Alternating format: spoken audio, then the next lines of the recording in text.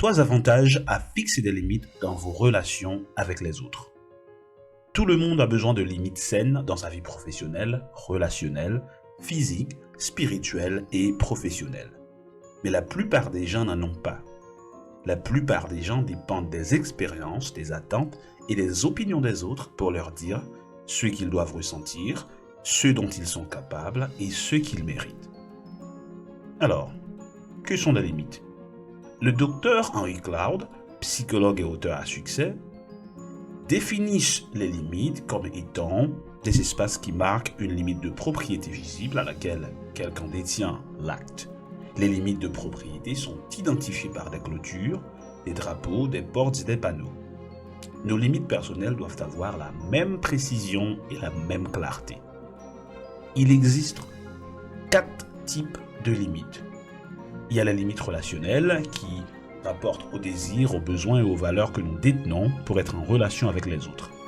Il y a les limites émotionnelles qui réfèrent aux lignes qui maintiennent notre sécurité psychologique et émotionnelle. Il y a la limite physique qui ont rapport aux lignes protégeant notre corps, notre intimité, notre sécurité physique ou notre espace personnel. Et enfin, il y a les limites intellectuelles qui réfèrent aux limites de ce que nous savons, ce qui nous intéresse et comment nous débattons avec des croyances, des opinions et des valeurs qui diffèrent des nôtres. Alors, voyons maintenant les 3 avantages à fixer des limites dans nos relations avec les autres. 1. Les limites nous protègent. Les panneaux d'arrêt empêchent les voitures d'entrer en collision. Ne jamais emprunter d'argent vous évitera de vous endetter.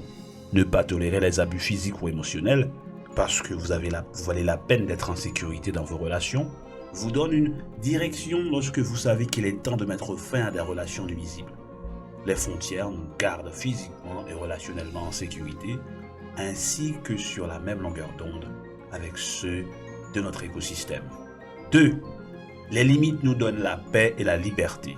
Cela semble contre-intuitif, mais les limites peuvent vous donner la paix.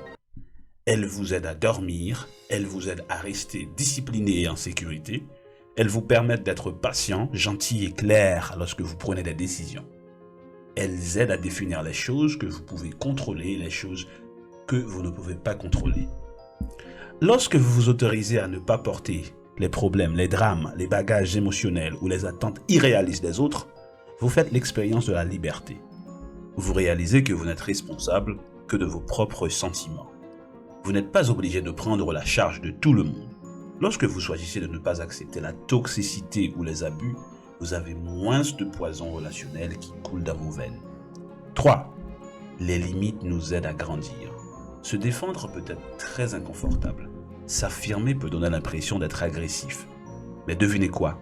Ces moments d'inconfort peuvent être des moments de croissance et de renforcement. Si vous identifiez vos limites, ce dont vous avez besoin, ce que vous tolérez et ce qui vous aide à faire de votre mieux, et que vous vous efforcez ensuite de vous y tenir lorsqu'elles sont mises au défi, vous développerez une force et un pouvoir personnel inimaginable.